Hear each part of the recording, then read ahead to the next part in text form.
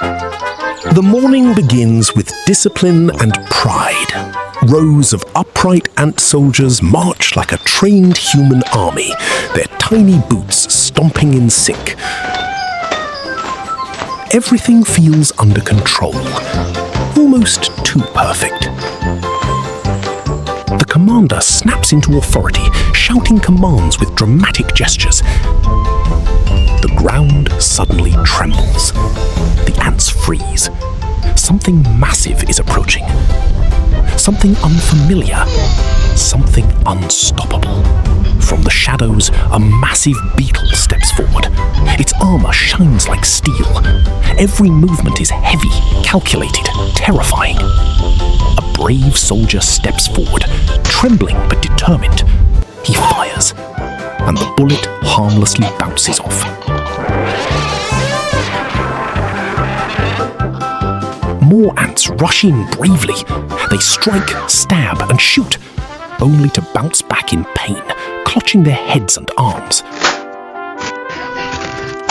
Unbothered, the beetle continues forward, stepping past the chaos like nothing happened.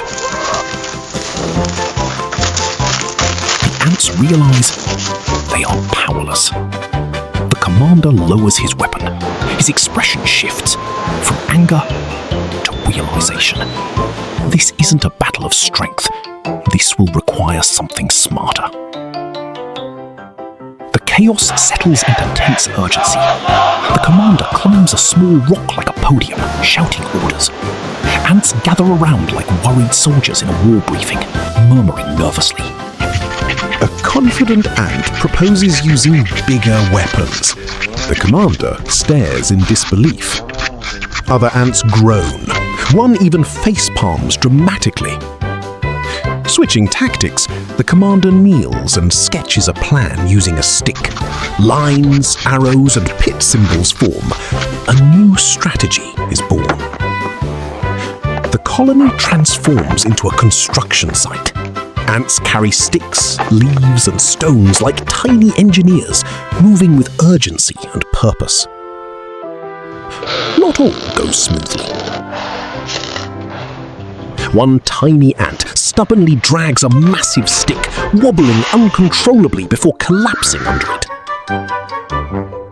Watching the disaster, the commander slowly raises his hand and face palms deeply, questioning his entire army.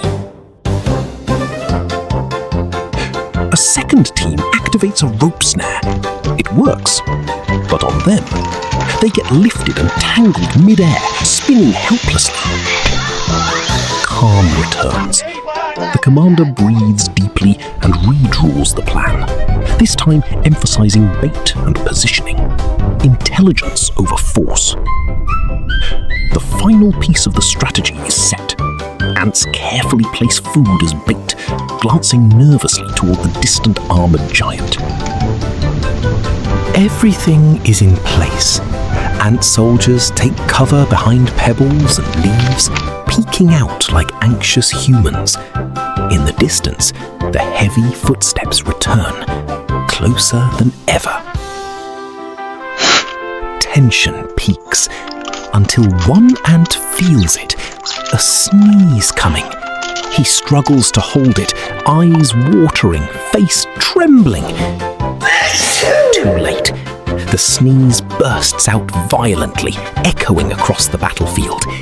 Every ant freezes in horror. The unstoppable giant pauses mid-step. Its armored head slowly rotates, locking onto the hiding ants. Fear takes over. Instead of staying hidden, ants break formation and run chaotically, shouting and bumping into each other. Seeing movement, the beetle reacts aggressively. It lunges forward with surprising speed, shaking the ground violently. Amid chaos, one ant regains focus. He waves his arms wildly, shouting to grab the beetle's attention, then runs straight toward the trap. Impact. The beetle steps right into the trap zone, but the ground holds. For the first time, the beetle is contained. Believing victory is theirs, the ants erupt into celebration.